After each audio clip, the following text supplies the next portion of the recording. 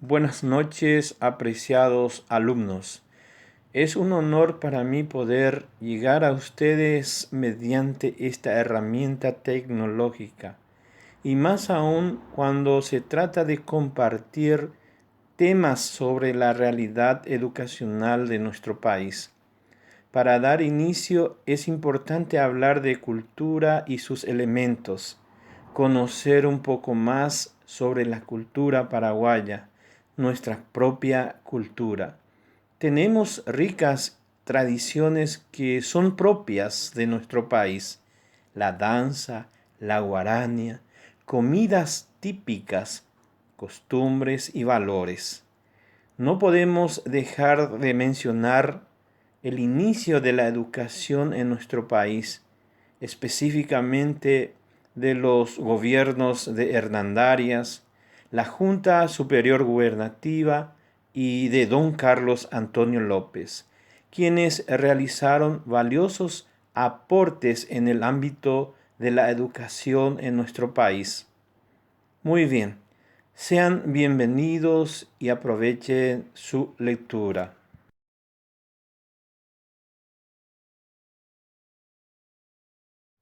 Cultura podemos definir como conjunto de modos de vida y costumbres, conocimientos y grado de desarrollo artístico, científico, industrial en una época.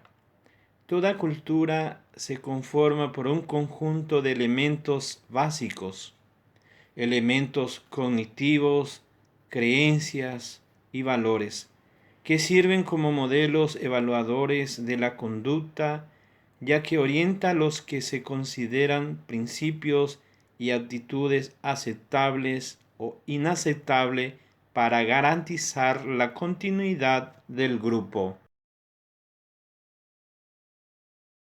La cultura paraguaya es consecuencia de la mezcla de dos tipos étnicos, los españoles y los guaraníes.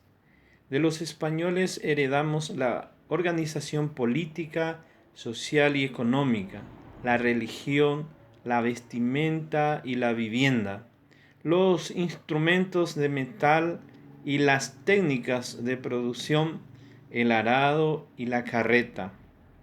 Y de los guaraníes conservamos algunas costumbres y utensilios, el uso de la yerba mate y otros productos agrícolas, valores como la solidaridad y la cooperación, y lo más importante, la lengua guaraní hablada por casi toda la población. En el aspecto educacional, durante el gobierno de Hernandarias, podemos mencionar que él había solicitado el envío de los jesuitas, quienes fundaron colegios, sobre todo crearon las misiones con más de 30 pueblos. Ofrecieron a los niños y jóvenes educación de primeras letras y aprendizaje de oficios, de gramática y de otras disciplinas. Para las niñas y señoritas huérfanas e indigentes, hizo habilitar en la Asunción la Casa de Recogidas y Huérfanas. Instalaron en las misiones las primeras imprentas que funcionaron en el Río de la Plata. Se utilizaron para imprimir libros de contenido religioso en guaraní, idioma que aprendieron los religiosos. Las ilustraciones fueron confeccionadas por artistas indígenas. Algunas obras culturales de la Junta Superior Gubernativa. Mediante manifiesto del 6 de enero de 1812, en el cual se expone la ideología de sus firmantes en materia de instrucción pública y su decisión de darle la importancia que le corresponde en un Estado libre y civilizado. Instrucción para el maestro de primeras letras, abrió una cátedra superior o facultad de matemática, se creó una sociedad patriótica literaria. En el plan de estudio recomienda la enseñanza de historia general y de la América, la formación moral y ciudadana del educando, gramática, matemática y geografía. La Junta Superior Gubernativa se encarga de las compras de los libros u otros materiales didácticos de Buenos Aires. Aspectos educacionales en la época de don Carlos Antonio López. Se registra la fundación de 435 escuelas, a las que concurrían 24.000 alumnos.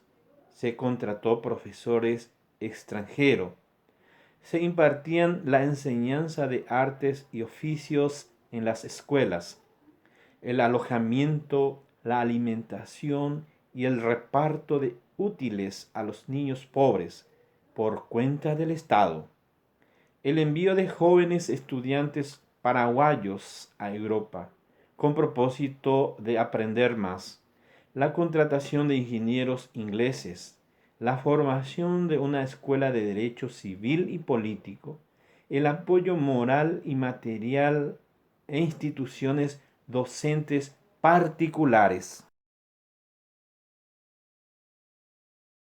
La extranjerización de la educación paraguaya. Decreto del señor presidente de la República, don Cirilo Antonio Rivarola Acosta, el 7 de marzo de 1870, el cual estableció en su artículo 10, prohíben a los maestros hablar en las escuelas el idioma guaraní, sino únicamente el español.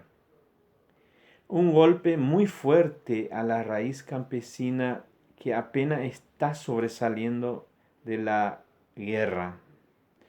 Otra de la extranjerización de la educación primaria paraguaya fue la utilización de materiales didácticos educativos, como por ejemplo Anales de la Sociedad Rural Argentina. La visión pedagógica nacionalista del maestro Cardoso alega que era una honda pena ver que los niños paraguayos leían libros de lecturas escritos para niños argentinos.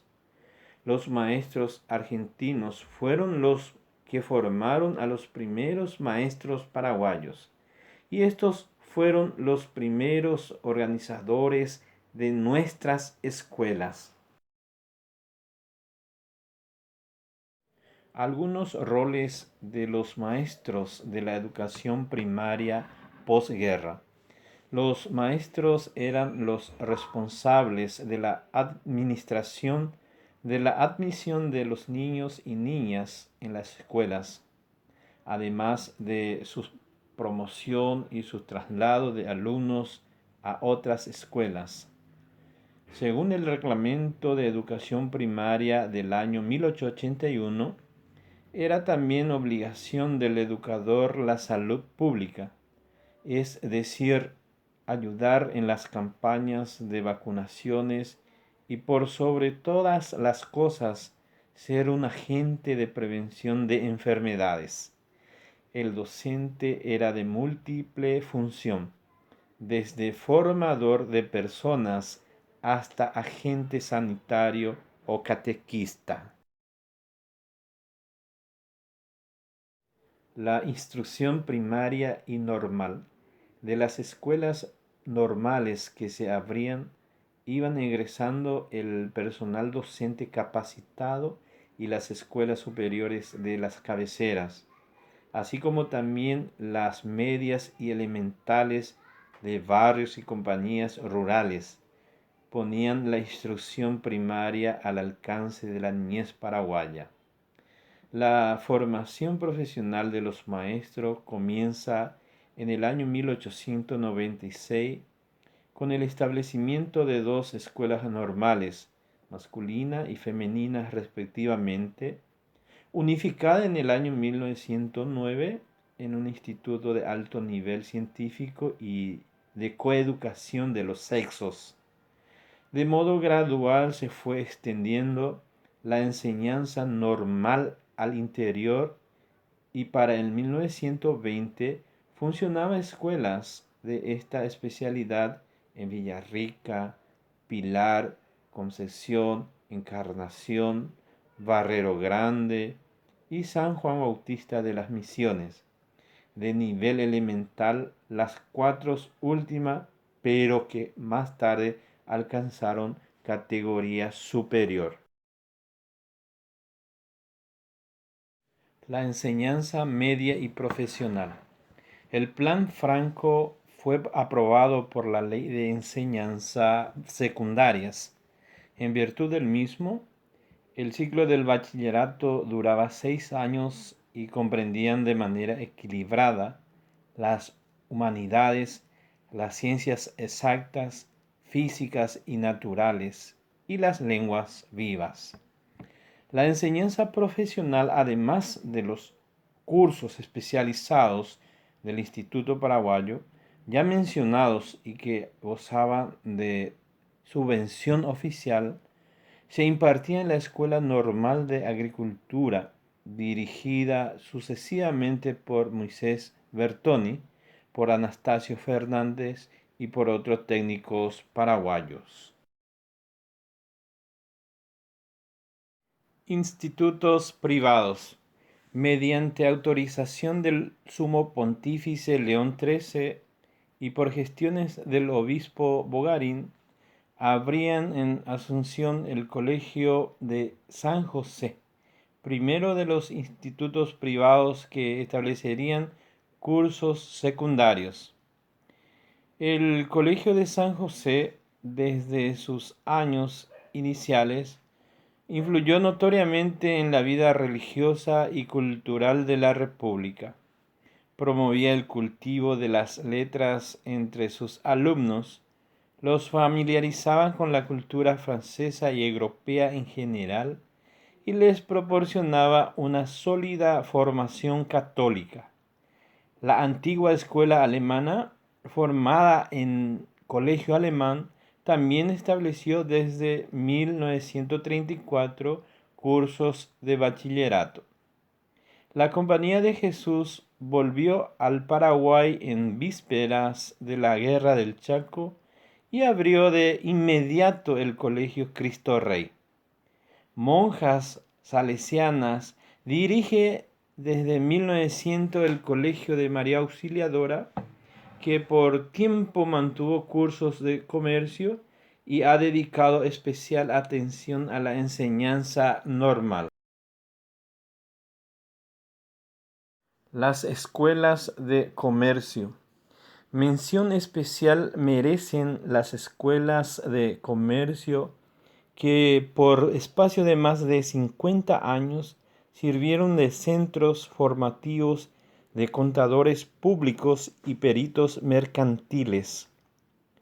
La primera de ellas se constituyó como centro de contabilidad en la década inicial del presente siglo, por iniciativa del Centro de Empleados de Comercio y para proporcionar formación profesional a los socios de esta entidad gremial. Su vida y crecimiento se debe principalmente a la acción sostenida y abnegada del brasileño Jorge López Moreira y del paraguayo Alfonso Campos. La universidad. Ya en el año 1900, la Universidad Nacional comprendían las facultades de Derecho y Ciencias Sociales y de Ciencias Médicas. La Facultad de Derecho y Ciencias Sociales, con sus cursos de abogacía y de notariado, fue ampliado y modernizado el campo de su enseñanza con materias nuevas como la sociología y la historia diplomática. De la Facultad de Ciencias Médicas, en el año 1904, egresaban los primeros doctores y en el año 1909 alcanzaría su número a 38. La antigua escuela de farmacia recibió notablemente impulso y elevó el nivel de enseñanza con el concurso de Pedro Bruno Gugliari, Gustavo Crovato y Ricardo Boehner, que ha servido de base a la actual Facultad de Química. Para ir finalizando, podemos mencionar que la cultura se resume en un conjunto de modos de vida y costumbres, conocimientos y grado de desarrollo artístico, científico e industrial. La cultura paraguaya es la unión de toda herencia de españoles y cultura indígena, sumándoles valores como la solidaridad y la cooperación. Con respecto a los aportes de los gobiernos de turno, podemos mencionar algunos más relevantes en el aspecto de la cultura. Los niños y jóvenes recibieron educación de primera letras y oficios. En cuanto a las niñas, internadas en una casa de huérfanos. El aporte de los jesuitas son muy valiosos. Enseñaban lectura y escritura. Además, aprender a contar. Y don Carlos Antonio López ha fundado varias escuelas y enviado a jóvenes becados a Europa. Los maestros de educación primaria, el docente era de múltiple función, es decir, desde formador de personas hasta agente sanitario o catequista. Las actividades de secundaria y la formación de profesionales se han iniciado la enseñanza de los jóvenes en los años 1900 y las escuelas de comercio y las universidades se le debe una formación intelectual muy útil para la vida de esos jóvenes. Me despido de ustedes y les dejo una recomendación. Sigan con la lectura de los materiales. Muchas gracias por la atención. Buenas noches.